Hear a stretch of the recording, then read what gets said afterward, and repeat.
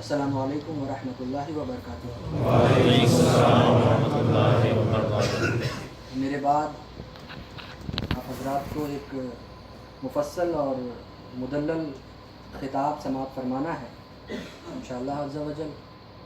آپ حضرات کے سامنے میں کسی خطاب کی غرض سے حاضر نہیں آیا ہوں، بلکہ ایک خوشخبری ہے، میں نے مناسب سمجھا کہ آپ حضرات کو وہ دوں۔ اس سے پہلے ایک بار حمد باری تعالیٰ کے چند اشعار پیش خدمت ہیں، ملاحظہ فرمائیں۔ حضور شیخ الاسلام والمسلمین فرماتے ہیں، ذرے ذرے سے نمایاں ہے مگر پنہاں ہے، ذرے ذرے سے نمایاں ہے مگر پنہاں ہے، میرے معبود تیری پردہ نشینی ہے عجیب، میرے معبود تیری پردہ نشینی ہے عجیب، دور اتنا کہ تخیل کی رسائی ہو محال، دور اتنا کہ تخیل کی رسائی ہو محال، اور قربت کا یہ عالم کی رگے جاں سے قریب، اور قربت کا یہ عالم کی رگے جاں سے قریب۔ ایک بار درود پاک کا نذرانہ عقیدت بآواز بلند پیش فرمائیں۔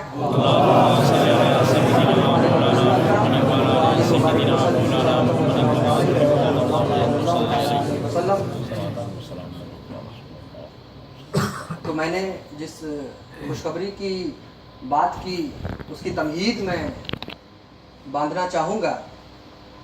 اسے یوں سمجھیں کہ ایک وقت تھا جب ایمان والوں کے معاملات حل کرنے کے لیے آقا دو جہاں صلی اللہ تعالیٰ علیہ وسلم بظاہر اس دنیا میں موجود تھے۔ ایک دور تھا، ایک زمانہ تھا جب ایمان والوں کے معاملات حل کرنے کے لیے، ایمان والوں کی رشد و ہدایت کے لیے، ایمان والوں کی ایمانی پیاس کو بجھانے کے لیے ہمارے نبی صلی اللہ تعالیٰ علیہ وسلم بظاہر اس دنیا میں موجود تھے۔ بھائی بہنوں کے درمیان معاملات میں کمی آ گئی ہو، یا دوستوں کی دوستی دشمنی میں بدل گئی ہو، یا رشتہ داروں کے درمیان دلوں میں دوریاں ہو گئی ہوں، ہر کوئی اپنے معاملات کو لے کر آقا دو جہاں صلی اللہ تعالیٰ علیہ وسلم کی بارگاہ میں حاضر ہوتا، اور ہمارے نبی قرآن و حدیث کی روشنی میں بحسن و خوبی اس کی پیاس بجھاتے، اس کے معاملات حل کرتے، اس کی ہدایت فرماتے۔ وہ وقت سب سے اچھا وقت تھا، چونکہ اس وقت کے بارے میں آقا دو جہاں صلی اللہ تعالیٰ علیہ وسلم نے خود ارشاد فرمایا، خیر القرون قرنی، یعنی سب سے اچھا زمانہ میرا زمانہ ہے، اس کے بعد وہ زمانہ جو میرے زمانے سے ملا ہوا ہے، یعنی میرے صحابہ کا زمانہ۔ آگے آقا ارشاد فرماتے ہیں کہ اس کے بعد وہ زمانہ جو میرے صحابہ کے زمانے سے ملا ہوا ہے، یعنی میرے صحابہ یعنی تابعین کا زمانہ۔ تو یہاں ایک بات غور کرنے کی ہے کہ ایک طرف تو آقا دو جہاں صلی اللہ تعالیٰ علیہ وسلم نے ارشاد فرمایا خیر القرون قرنی، یعنی سب سے اچھا زمانہ میرا زمانہ ہے۔ آپ غور کریں تو کچھ معاملات بھی اسی زمانے میں پائے گئے۔ میں ذکر کروں، جیسے صحابہ کرام کا ناحق قتل اسی زمانے میں ہوا، حضرت عثمان غنی رضی اللہ تعالیٰ عنہ کا قتل اسی زمانے میں ہوا، حضرت علی مرتضیٰ کی شہادت اسی زمانے میں ہوئی، اور اس زمانے کو سب سے اچھا زمانہ فرمایا جا رہا ہے، اور خود آقا ارشاد فرما رہے ہیں۔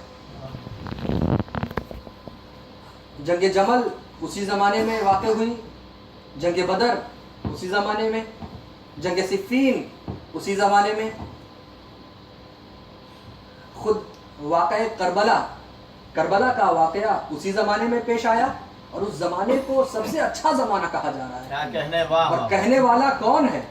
جس کی عقیدت، جس پر ایمان ہر کوئی رکھتا ہے، جس کی عقیدت کا دم ہر کوئی بھرتا ہے. خود آقا ارشاد فرما رہے ہیں کہ سب سے اچھا زمانہ میرا زمانہ. اور اسی زمانے میں امام حسین نبی کے بیٹے کا قتل ہوا، نبی کے بیٹے شہید کیے گئے اور اس زمانے کو سب سے اچھا زمانہ کہا گیا. تو یہ بات سمجھ میں نہیں آتی. مثال کے طور پر اس کو یوں سمجھاؤں کہ یہ مائک ہے.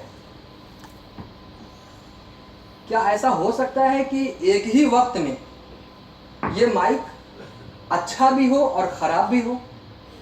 کیا ایسا ہو سکتا ہے کہ میں ایک ہی وقت میں اس مائک کی تعریف بھی کروں کہ یہ بہت اچھا مائک ہے، اس سے بہت اچھی آواز نکلتی ہے، بہت اچھی کوالٹی ہے اس کی، اور اسی وقت میں اسے خراب بھی کہوں؟ نہیں دوستو، ایسا نہیں ہو سکتا. اگر یہ اچھا ہے تو اس کے اندر خرابی نہیں ہوگی، اور اگر یہ خراب ہے تو اچھا نہیں ہو سکتا. ایک ہی وقت میں آنے واحد میں ایک لفظ سے دو معنی مراد نہیں لیا جا سکتا. ایک ہی وقت میں کوئی چیز اچھی بھی ہو اور وہ خراب بھی ہو، ایسا نہیں ہو سکتا. یہ اچھی ہوگی تو خراب نہیں ہے، اور خراب ہے تو وہ اچھی نہیں ہے. تو آقا نے جو ارشاد فرمایا بلا تمثیل، آقا دو جہاں صلی اللہ تعالیٰ علیہ وسلم نے جو ارشاد فرمایا کہ خیر القرون قرنی، یعنی سب سے اچھا زمانہ میرا زمانہ.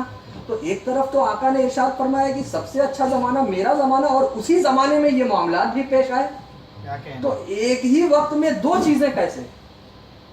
غور کریں تو پتہ چلے گا کہ آقا دو جہاں صلی اللہ تعالیٰ علیہ وسلم کے ارشاد فرمانے کا مطلب یہ تھا کہ آقا نے جو فرمایا سب سے اچھا زمانہ میرا زمانہ ہے، یعنی اس زمانے میں برائیوں پر اچھائیاں غالب تھیں، برائیوں کی بنسبت اچھائیاں زیادہ تھیں. اس وجہ سے آقا نے ارشاد فرمایا کہ خیر القرون قرنی، یعنی سب سے اچھا زمانہ میرا زمانہ ہے. آپ دیکھیے کہ حضرت عثمان غنی رضی اللہ تعالیٰ عنہ کا دور تھا. خارجیوں نے آپ کو گھیر لیا، آپ کے گھر کا محاصرہ کر لیا، آپ کو اپنے گھر سے باہر تک نہیں نکلنے دیا جاتا تھا، آپ گھر ہی میں نماز ادا کرنے لگے.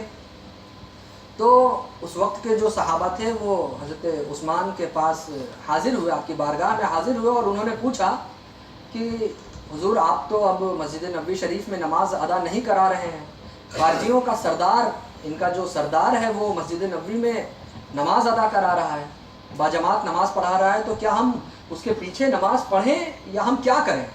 انہوں نے یہ پوچھا حضرت عثمان غنی سے. کتنا اچھا جواب تھا. دیکھیے حضرت عثمان غنی رضی اللہ تعالیٰ عنہ فرماتے ہیں کہ برائیوں میں ان کا ساتھ مت دو، اچھائیوں میں ان کا ساتھ دو. وہ جو برا کام کرتے ہیں، جو بری چیزیں سوچتے ہیں، ان کا جو برا عمل ہے اس میں ان کے پیچھے مت چلو، ان کی اتباع مت کرو. ان کا جو اچھا کام ہے، وہ باجماعت نماز ادا کر رہے ہیں، وہ بھی مسجد نبوی شریف میں. ہمارے اور ان کے جو معاملات ہیں وہ درکنار، لیکن خدا کی بارگاہ میں وہ حاضر ہو رہے ہیں اور باجماعت ہو رہے ہیں، تو آپ ان کے پیچھے نماز ادا کریں. تو کہنے کا مطلب یہ ہے کہ اس زمانے کو جو خیر القرون کہا گیا، تو اس وقت کے لوگوں کے درمیان ان کے دلوں میں کوئی کینہ، کوئی کپٹ نہیں تھی. ان کے دل ایک دوسرے سے صاف تھے، وہ ایک دوسرے کی برائیاں نہیں کرتے تھے، ایک دوسرے کو برا بھلا نہیں کہتے تھے. اس وجہ سے اسے خیر القرون کہا گیا، یعنی سب سے اچھا زمانہ کہا گیا. میں جو بات عرض کر رہا تھا کہ ایک وقت تھا جب ایمان والوں کے معاملات کو حل کرنے کے لیے آقا دو جہاں صلی اللہ تعالیٰ علیہ وسلم بظاہر اس دنیا میں موجود تھے. لوگ آپ کی بارگاہ میں آتے اور اپنی پیاس بجھاتے، اپنے مسائل حل کرواتے. وقت گزرتا رہا، ایک وقت آیا جب آقا دو جہاں صلی اللہ تعالیٰ علیہ وسلم بظاہر اس دنیا میں نہ رہے.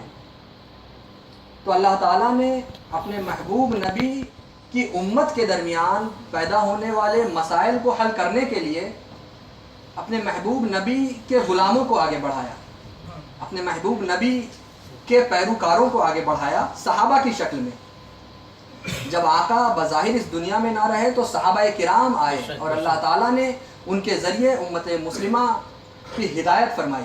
لوگ آتے اور صحابہ کرام کی بارگاہ میں اپنے مسائل رکھتے اور صحابہ کرام حضور کی تعلیمات کے مطابق حضور سے انہوں نے جیسا سیکھا تھا، نشستوں میں بیٹھ کر جیسا سیکھا تھا اس کے مطابق وہ ان کے معاملات حل کرتے، ان کے درمیان تبلیغ کرتے، ان کی رشد و ہدایت کرتے۔ وقت گزرتا رہا، دن و رات اپنے مطابق آتے جاتے رہے، سورج اپنے مطابق چمکتا رہا اور چاند اپنے مطابق اپنے وقت کے اعتبار سے اپنی روشنی دنیا والوں پر پھینکتا رہا۔ وقت گزرتا گیا، سب کچھ صحیح چل رہا تھا۔ صحابہ کرام حضور کی امت کے درمیان رشد و ہدایت کر رہے تھے، ان کے مسائل حل کر رہے تھے کہ وقت نے اچانک کروٹ بدلی۔ دھیرے دھیرے صحابہ کی تعداد کم ہونے لگی۔ ایک وقت آیا کہ صحابہ کرام بھی اس دنیا میں بظاہر موجود نہ رہے، بظاہر۔ تو اللہ تعالیٰ نے اپنے محبوب نبی کی امت کے درمیان رشد و ہدایت کے لیے، اپنے محبوب نبی کی امت میں کے درمیان پیدا ہونے والے مسائل کو حل کرنے کے لیے اپنے محبوب نبی کے غلاموں کے غلام کو آگے بڑھایا، تابعین کی شکل میں۔ جب صحابہ بظاہر نہ رہے تو تابعین آگے آئے، اور انہوں نے جیسا کہ اپنے صحابہ کرام سے سیکھا تھا اس انداز میں امت مسلمہ کی ہدایت کرنی شروع کی، ان کی تبلیغ، ان کے درمیان پیدا ہونے والے مسائل کو قرآن و حدیث کی روشنی میں حل کرنا شروع کیا۔ سب کچھ صحیح چل رہا تھا، ستاروں کا ٹمٹمانا اپنے انداز میں تھا، روئے زمین کی سرسبز و شادابی، گرینٹی، ہریالی اپنے انداز میں تھی، پھلوں کی خوشبو اپنے انداز میں تھی، سب کچھ صحیح چل رہا تھا کہ ایک عرصے کے بعد، ایک وقت کے بعد وقت نے دوبارہ انگڑائی لی، وقت اور آگے بڑھا۔ صحابہ تابعین کی جماعت بھی اس دنیا میں کم ہونے لگی، یہاں تک کہ کوئی بھی تابعی اس دنیا میں بظاہر نہ رہا۔ تو اللہ تعالیٰ نے اپنے محبوب نبی کی امت کے درمیان پیدا ہونے والے معاملات کو حل کرنے کے لیے اپنے دوستوں کو آگے بڑھایا، اپنے ماننے والوں کو آگے بڑھایا، اپنی بارگاہ میں پیشانی جھکانے والوں کو آگے بڑھایا، اپنی راہ میں سر کٹانے والوں کو آگے بڑھایا، جنہیں ہم اور آپ بزرگان اعظام اور اولیاء اعظام کہتے ہیں، اولیاء کرام بزرگان اعظام کہتے ہیں۔ اب تا قیامت یہی ہمارے مشکل کشا ہیں، جب تک قیامت نہیں آتی تب تک ہمیں ان کی بارگاہ میں حاضر ہونا ہے اور اپنے معاملات، یہی ہمارے معاملات حل کرتے ہیں، یہی ہماری ایمانی پیاس بجھاتے ہیں، یہی ہماری ہدایت فرماتے ہیں اور فرماتے رہیں گے، یہی ہمارے مشکل کشا ہیں۔ آئیے ایسے ہی ایک خدا والے کا واقعہ میں آپ کو بتاؤں، ایسے ہی ایک خدا کے دوست کا ذکر میں آپ سے کروں۔ سالوں پرانی بات ہے، بلکہ یہ کہنا زیادہ بہتر ہوگا کہ صدیوں پرانی بات ہے۔ ملک عراق کے شہر بغداد میں ایک خدا والا رہتا تھا، ایک خدا پرست رہتا تھا، ایک ایسا شخص رہتا تھا جسے خدا نے اپنا دوست قرار دیا۔ ایک بار کی بات ہے، ایک دفعہ کی بات ہے کہ خدا کے اس نیک بندے نے ایک شخص کو بلایا اور اس سے فرمایا کہ کل نماز، پتہ نہیں اس دن وہ کس موڈ میں تھا، کس مزاج میں تھا، کس کیفیت میں تھا۔ اس شخص کو بلا کر اس نے فرمایا، انہوں نے، کہ کل نماز فجر جو میرے پیچھے ادا کرے گا اس کے حق میں بہتری ہے، وہ جنتی ہے۔ یہ بات تو میں نے تم سے ذکر کی ہے، لیکن تم نے اس واقعے کا ذکر اگر کسی اور سے کیا تو تمہارے حق میں بہتری نہ ہوگی، تمہارے لیے بہتر نہیں ہوگا، جسے تم بتاؤ گے اس کے لیے تو بہتر ہوگا، وہ جنتی ہوگا، لیکن تیرے حق میں یہ بہتر نہ ہوگا اگر تو نے یہ بات کسی سے بتائی۔ بہرحال وقت گزرا، دن گزرا، خدا کا وہ نیک بندہ اپنے معمول کے مطابق نماز پڑھنے اور پڑھانے کے لیے خانہ خدا یعنی خدا کے گھر میں حاضر ہوا مسجد میں. اس نے دیکھا کہ تحد نگاہ لوگوں کا مجمع ہے، جوق در جوق، جھنڈ در جھنڈ لوگ اس کے پیچھے نماز فجر ادا کرنے کے لیے موجود ہیں. وہ سمجھ گیا کہ میں نے جس شخص سے کہا تھا اس نے یہ بات عوام میں پھیلا دی ہے. بہرحال خدا کے اس نیک بندے نے نماز فجر ادا کرائی. جب لوگ نماز فجر پڑھ چکے، لوگوں نے اللہ کے اس نیک بندے کا دیدار کیا، ان کی صحبت اختیار کی، ان سے مصافحہ کیا، پھر لوگ جاتے رہے، لوگ کچھ کم ہوئے، تو خدا کے اس نیک بندے نے اس شخص کو بلایا جس سے گزشتہ کل یہ بات فرمائی تھی کہ میں نے تم سے کل ایک واقعہ، ایک بات ذکر کی تھی اور یہ بھی کہا تھا کہ کسی سے ذکر مت کرنا، تمہیں پتہ ہے؟ کہا جی حضور مجھے پتہ ہے، آپ نے منع فرمایا تھا. تو اس کے باوجود بھی تم نے لوگوں میں یہ اعلان کیا؟ کہا جی حضور میں نے آپ کے منع کرنے کے باوجود بھی لوگوں میں یہ بات بتائی، لوگوں میں اعلان کیا اس کا. کہا ایسا کیوں کیا؟ دیکھیے خدا وہ شخص بھی خدا کا ایک نیک بندہ تھا، کتنا اچھا جواب اس کا تھا. اس نے یہ عرض کیا کہ حضور ہم مسلمان ہیں، آپ جانتے ہیں کہ مسلمان کے لیے اسلام کی تعلیمات کیا ہیں، آپ جانتے ہیں اسلام یہ حکم دیتا ہے کہ اگر تمہیں کوئی اچھی بات پتہ چلے تو اسے اپنے حد تک نہیں رکھنا چاہیے، اسے جتنا ہو سکے لوگوں کے درمیان پھیلانا چاہیے. تو حضور اگر آپ کی ذکر کردہ بات اگر میں اپنی حد تک رکھتا تو نیکی اور بھلائی میری حد تک محدود رہتی، میری حد تک سمٹ کر رہ جاتی. لہٰذا میں نے مناسب سمجھا کہ جتنا ہو سکے زیادہ سے زیادہ نیکی اور بھلائی، سب خدا کے بندے ہیں، سب ایک خدا کے ماننے والے ہیں، سب ایک خدا کا کلمہ پڑھنے والے ہیں، سب ایک خدا کی بارگاہ میں اپنی جبین اپنی پیشانی جھکانے والے ہیں. تو میں نے سوچا، میں نے مناسب سمجھا کہ زیادہ سے زیادہ یہ پیغام لوگوں تک جانا چاہیے، زیادہ سے زیادہ لوگوں کو اس سے فیض ملنا چاہیے. لہٰذا میں نے اس بات کو عام کر دیا. خدا کے اس نیک بندے نے مسکرا کر کہا جا، تیرے حق میں یہی بہتر ہے، یہی تیری نجات کا ذریعہ بن سکتا ہے. نعرہ تکبیر، نعرہ رسالت، جانشین حضور شیخ الاسلام، نعرہ تکبیر، نعرہ رسالت. جانتے ہیں خدا کے وہ نیک بندے کون تھے جنہوں نے نماز فجر ادا کرائی تھی؟ وہ کوئی اور نہیں، اپنے وقت کے قطب، اپنے وقت کے غوث اعظم جیلانی تھے. اور غوث پاک نے یہ واقعہ جس شخص سے ذکر کیا تھا وہ کون تھے؟ وہ کوئی اور نہیں، غریبوں کو نوازنے والے غریب نواز. غوث پاک رضی اللہ تعالی عنہ نے یہ واقعہ، یہ بات حضرت غریب نواز رضی اللہ تعالی عنہ سے فرمائی تھی. آخر کون سی ایسی بات تھی اس عبد القادر جیلانی میں جس کی وجہ سے اللہ تعالیٰ نے یہ فرمایا کہ تمام ولیوں کے کاندھے پر تیرا قدم ہے عبد القادر؟ جانتے ہیں وہ بات کچھ اور نہیں، وہ بات اللہ کا نیک بندہ ہونے کی تھی. غوث اعظم جیلانی خدا کے نیک بندے تھے، خدا نے انہیں اپنا دوست بنایا تھا، انہیں اپنا کہا تھا، وہ خدا والے تھے. آخر کون سی ایسی بات تھی اس عبد القادر جیلانی میں جس کی وجہ سے ان کی زبان میں ایسی تاثیر اللہ تعالیٰ نے پیدا فرمائی کہ ان کے صرف قم باذنی کہنے پر قبرستان کے مردے اٹھ کھڑے ہوئے؟ وہ بات کچھ اور نہیں، وہ بات خدا کا نیک بندہ ہونے کی تھی.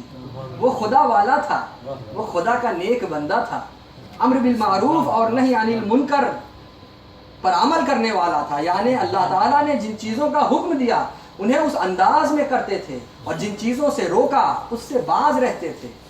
تو اللہ تعالیٰ نے ان کی زبان میں ایسی تاثیر کی کہ انہوں نے صرف قم باذنی کہا اور قبرستان کے مردے اٹھ کھڑے. آخر کون سی ایسی بات تھی اس عبد القادر جیلانی میں جس کی وجہ سے ان کی صحبت اختیار کر کے جس کی وجہ سے ان کا دیدار کر کے، جس کی وجہ سے ان کے ہاتھوں پر ہزار دو ہزار نہیں بلکہ لاکھوں کافر مشرف با اسلام ہوئے، وہ بات کچھ اور نہیں دوستوں، وہ بات خدا کا نیک بندہ ہونے کی تھی۔ وہ خدا والا تھا، وہ خدا پرست تھا، وہ ایک خدا کے سامنے اپنی پیشانی جھکاتا تھا، وہ ایک خدا کے لیے اپنی گردن کبھی بھی کٹانے کو تیار رہتا تھا۔ آخر کون سی ایسی بات تھی سنجر میں پیدا ہونے والے اس معین الدین چشتی میں، جس کی وجہ سے اللہ تعالیٰ نے انہیں پورے ہندوستان کے ولیوں کا سردار قرار دیا، ہند الولی کہلائے۔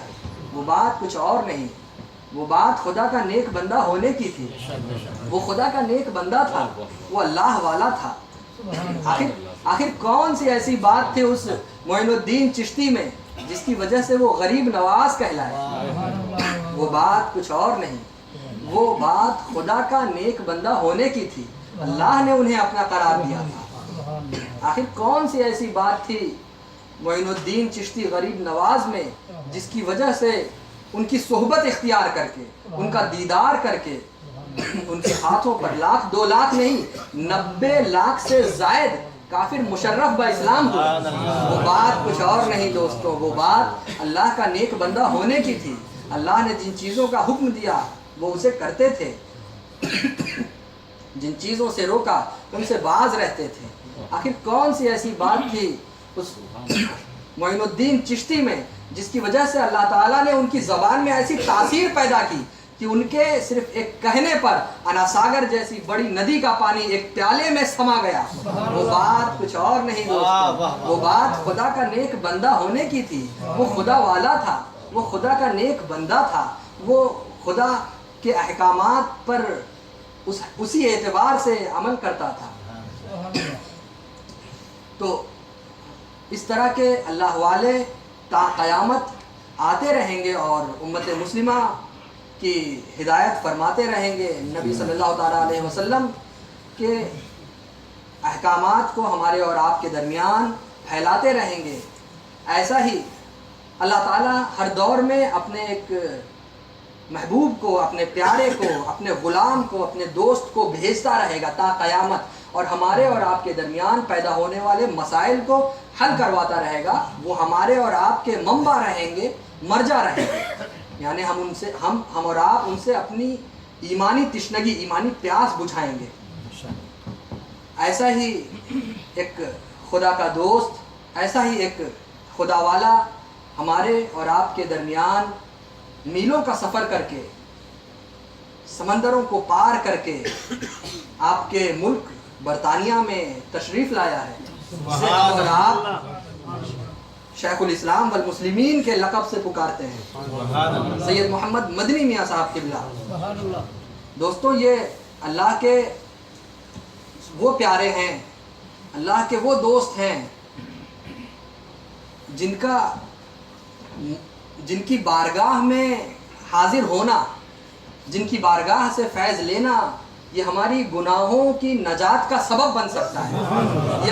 یہ اللہ کے وہ دوست ہیں جن کا دیدار کرنا ہمارے گناہوں کی معافی کا سبب بن سکتا ہے۔ یہ اللہ کے اس طرح کے منتخب کردہ بندے ہیں کہ جن کا دیدار کرنا ہمارے گناہوں کو معاف کرا سکتا ہے، اور اگر کبھی پلٹ کے ان کی نگاہ ہم پر پڑ گئی ہماری نجات کا سبب بن سکتا ہے۔ دوستو، نعرہ تکبیر، نعرہ رسالت، فیضان حضور شیخ الاسلام، شہزادہ حضور شیخ الاسلام، جانشین حضور شیخ الاسلام، محدث اعظم مشن، نعرہ تکبیر۔ یہ اللہ کے وہ نیک بندے ہیں، وہ چاہنے والے ہیں کہ جن کی قیادت میں رہ کر، جن کے پیچھے نماز ادا کرنا ہمارے گناہوں کی معافی کا سبب بن سکتا ہے، جن کا صرف ہمارے درمیان سے گزر جانا ہماری گناہوں کی معافی کا سبب بن سکتا ہے۔ تو دوستوں، ہمیں جتنا ہو سکے اللہ کے بندوں کی، اللہ والوں کی بارگاہ میں حاضر ہونا چاہیے۔ میں آپ کو یہی خوشخبری دینا چاہتا تھا کہ اے خواجہ کے ماننے والوں، حضور شیخ الاسلام والمسلمین برطانیہ میں آ چکے ہیں، لہٰذا وہ تشریف لا چکے ہیں. ہمیں چاہیے کہ ہم اللہ کے ایسے نیک بندوں کی بارگاہ میں حاضر ہوں، ان کا فیض لیں، ان سے مصافحہ کریں، ان کا دیدار کریں. ہو سکتا ہے یہی ہماری نجات کا ذریعہ بنے، یہی ہمیں محمد صلی اللہ تعالیٰ علیہ وسلم سے قربت کا سبب بن سکتا ہے. یہی ایک میسج تھا، یہی پیغام تھا جو میں آپ حضرات تک پہنچانا چاہتا تھا. وآخر دعوانا ان الحمد للہ رب العالمین. السلام علیکم ورحمۃ اللہ وبرکاتہ.